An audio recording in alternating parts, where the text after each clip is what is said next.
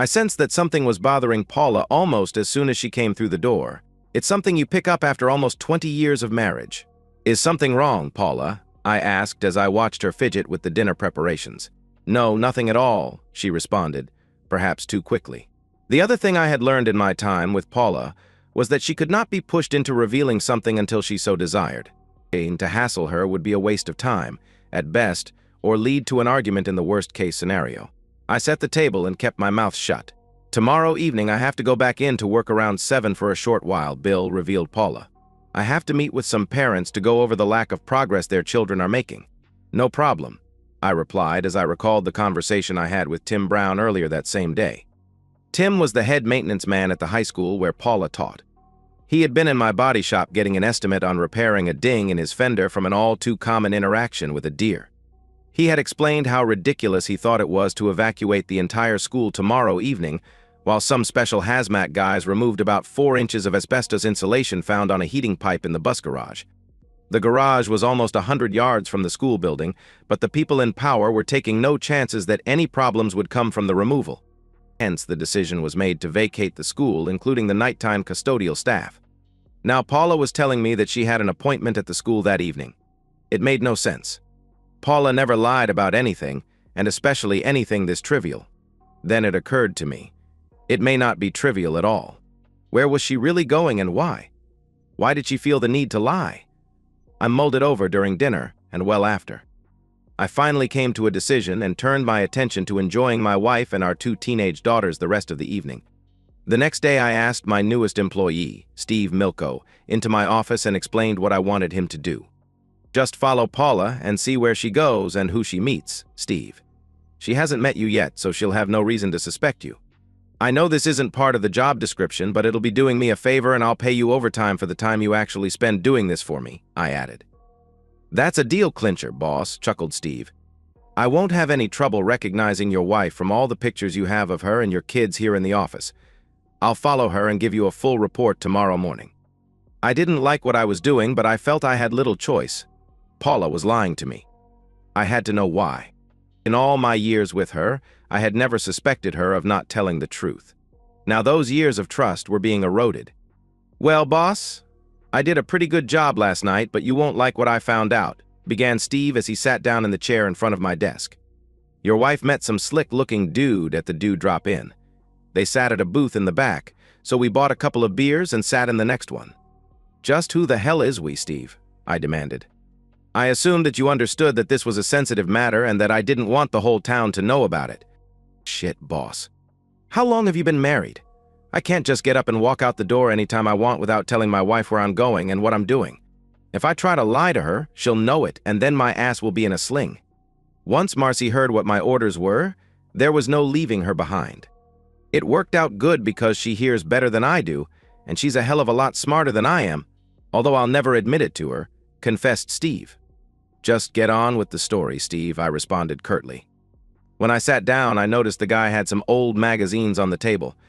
I couldn't tell what they were, but I know what was in them, continued Steve. The prick was blackmailing your wife, boss. He told her he'd show the pictures in the magazine to you and your kids, and even send some to your wife's boss if she didn't cooperate. How much money did he ask her for? What were the pictures?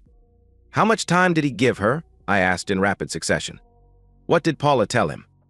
Now, boss. Remember that I'm just making my report here. Don't kill the messenger.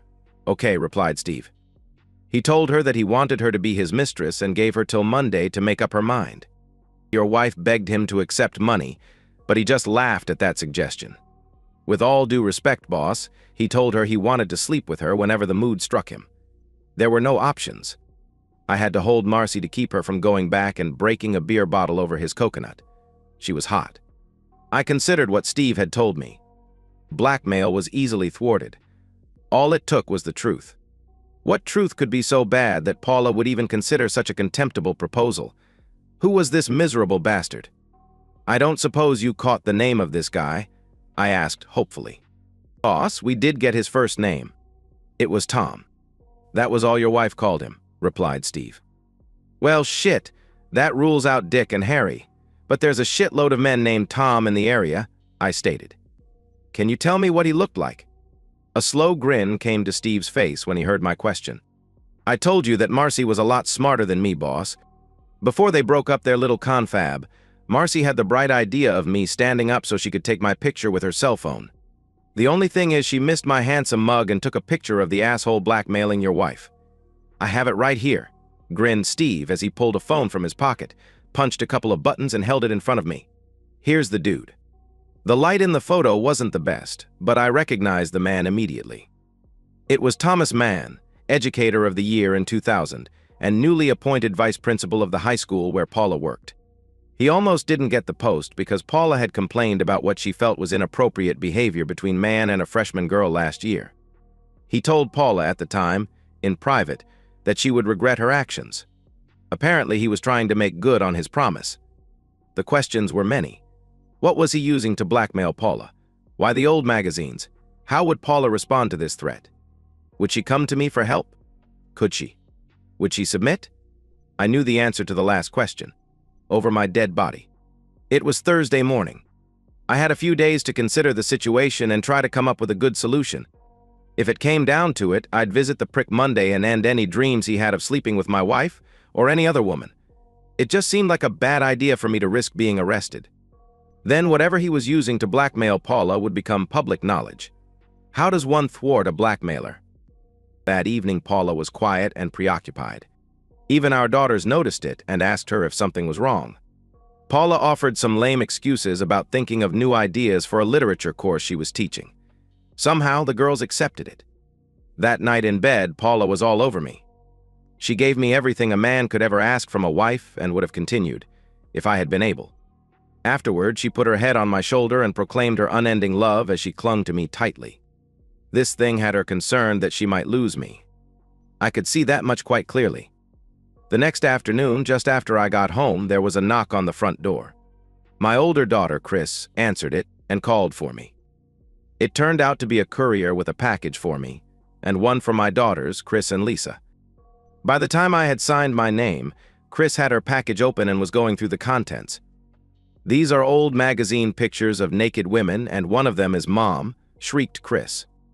Let me see, insisted Lisa as she grabbed the pages from her sister. Wow. It is Mom, and she's showing everything. Look how young she is. She was beautiful, gasped Chris as she looked over her sister's shoulder. Dad, when did Mom have these taken? Why didn't she ever show them to us? Why did we get them in some generic package? Your mother will be home soon. You need to ask her those questions. Now let's sit down and calmly look this stuff over and discuss what we think about everything, I suggested. 20 minutes later, Paula came through the front door and sighed. It looked like she had the weight of the world on her shoulders. Then she noticed the three of us sitting on the couch with the pictures spread over the coffee table. Oh no, was all she could manage as the realization of what we were looking at washed over her. Tears began streaking her cheeks. Mom, come over here and look at these pictures we had delivered a little while ago, urged Chris. You never told us about these, and we're all pretty upset about it. I am so sorry, Chris. Those horrid pictures were a huge mistake that I made many years ago. You should never have seen them, cried a very distraught Paula. Mom, you're so beautiful. We're upset that you never told us about them and never showed them to us. We want to make copies and put them on our wall. I can't wait to show my friends how hot my mom was, exclaimed Chris. Yeah, Mom? Dad says that you are even more beautiful in real life than in these pictures. Why didn't you tell us about them, Mom? You are so cool, giggled Lisa as she ran to her mother and hugged her. Paula was obviously stunned for the second time in as many minutes. Her tears had slowed as her daughters showered her with love and compliments. She turned her attention to me. Darling, you're still beautiful, I told her as I stood and walked to her. In fact, you look even hotter today than you did all those years ago, and that's saying a lot. I took her in my arms and hugged her to me. She buried her face in my chest and sobbed for a short while, and then looked up at me. You don't hate me, Bill, whispered Paula. You still love me. More than ever, sweetheart. I laughed as I kissed her hard. Now that we have all that mushy stuff out of the way, Mom, come over here and tell us all about these photos, insisted Chris. We're dying to hear the story behind these pictures in these magazines. Were you a model or something? My father died when I was a freshman in college. Remember I told you about that, girls? I told you that I worked my way through my first 3 years of college, because my mother wasn't left with very much money. Well, I posed for photographers that sent pictures into these magazines and for those calendars men like to look at. They weren't exactly respectable family magazines, but they weren't the really bad ones either, Paula quickly added. Posing for these pictures and working weekends as a waitress was pretty much how I got through college. At the end of my junior year, an uncle I had never met died and left me over $10,000. I was able to quit posing for those pictures. I kept my job as a waitress and graduated the next year, concluded Paula. Why didn't you ever tell us about that? Why didn't you show us the pictures, Mom? Asked Chris. You look amazing. I hope I have a figure like yours in a couple of years. I think that's obvious, Chris. I'm not proud of what I did. I feel like I betrayed you kids, as well as your father, even though I didn't know your dad at the time, and you two certainly hadn't yet been born, explained Paula. I was determined to get a degree and a decent job no matter what it took. I compromised my future by being so determined to have one. I have been living in fear that your father would someday find out the truth and leave me. I wouldn't blame him if he did. You don't seem to know very much about Dad, laughed Lisa. He couldn't stop looking at these pictures and telling us how incredible you were and are. He said we should be very proud to have such a beautiful, smart mom. He said that. Did he? Marveled Paula. All these years I have been worried about him finding out, and it turns out that it turns him on. Mom, squealed both girls in unison. We're just little girls, Mom, laughed Chris. Save that stuff for the bedroom, please. Sorry, girls. Bill will come with me and help me get this zipper down on my dress, asked Paula as she took my hand and headed for the bedroom. Don't forget about our dinner, you two lovebirds, called Chris, obviously not fooled by the zipper excuse. The next day was Saturday. I called Steve's wife, Marcy, and asked her if she would be willing to accompany me to a meeting with the school superintendent, Mrs. Gwen Wilder. When I explained what I had in mind, she jumped at the opportunity. Then I called Miss Wilder at her home and made an appointment for that afternoon, explaining that it was extremely important. The three of us were sitting around a large desk in the Wilder den. I pulled out a package and placed it on the desk. I want you to see these pictures, and then listen to a little drama that Marcy overheard, Mrs. Wilder, I began. As you go through these, you will see that they are old magazine photographs of my wife Paula. You will probably notice that she is posing in the nude. And that she has one hell of a figure, exclaimed Marcy as she leafed through the pile. I'd really like to meet your wife. She is absolutely stunning. It seems odd that you would bring these to my attention, Bill. Paula has enjoyed a very good reputation in our school. Her work has been excellent, and she is tenured. Why even risk that by showing these risk pictures to me? Quizzed Gwen Wilder. Because they exist, Mrs. Wilder. That means they may be used against her at some point in the future, and I fear it may be the near future, I added. Paula helped pay for her college education by posing for these pictures. She isn't particularly proud of them. They are what they are. You can decide if these somehow violate her contract. She wants to keep working at your school, but she will not apologize, nor will she beg to keep her job. Moreover, she will not be blackmailed by some cowardly prick, I stated forcefully. Now Marcy will relate what she overheard and is prepared to testify to under oath. Monday morning came and Paula was obviously agitated. That asshole is expecting my answer today, Bill. I told you about the deadline. I don't understand why he sent the pictures to you and the girls before the deadline, mused Paula. Maybe he thinks my fear of being fired will be enough to cause me to acquiesce to his demands. That's probably it, Paula, I agreed. Still, he'd know that you would ask me who would send those pictures and I would tell you. Ways that would seem to put him at some risk and decrease the likelihood that I would go along with his proposal, she reasoned. Who knows what a demented bastard like that thinks, Paula, I asked. Don't try to understand a sick mind like that.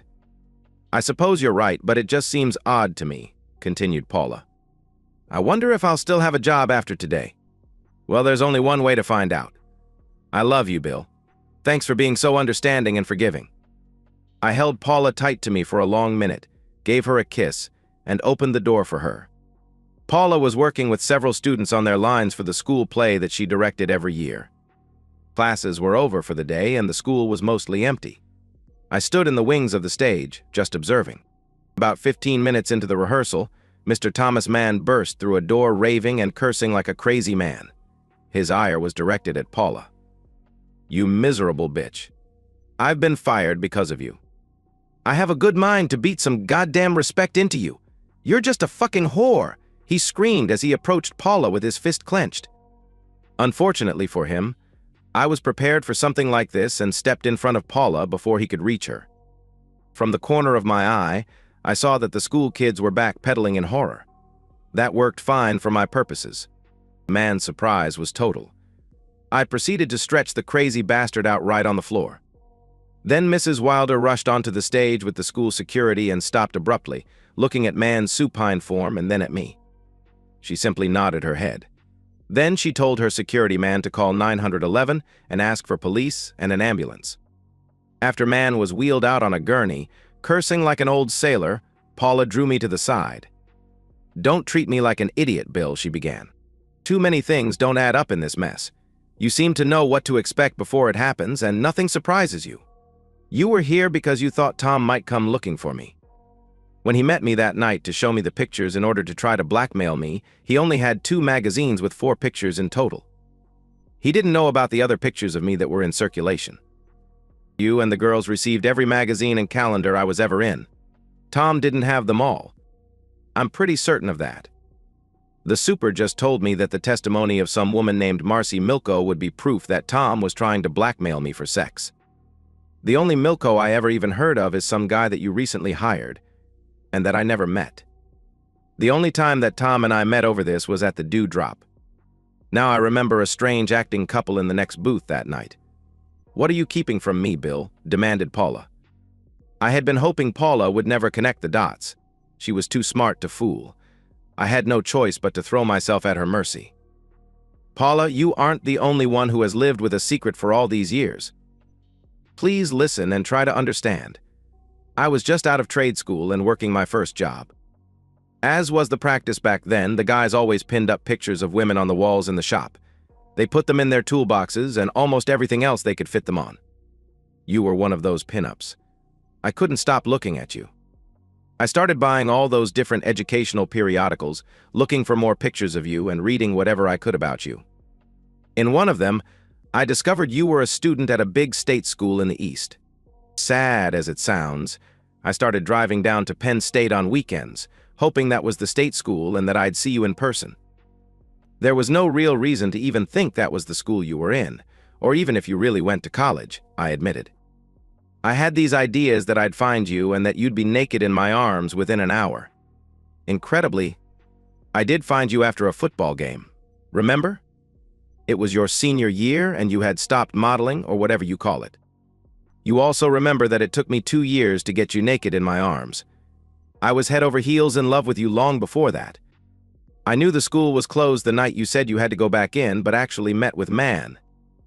I had my new guy at work follow you, and luckily he took his wife, Marcy. They heard everything and told me.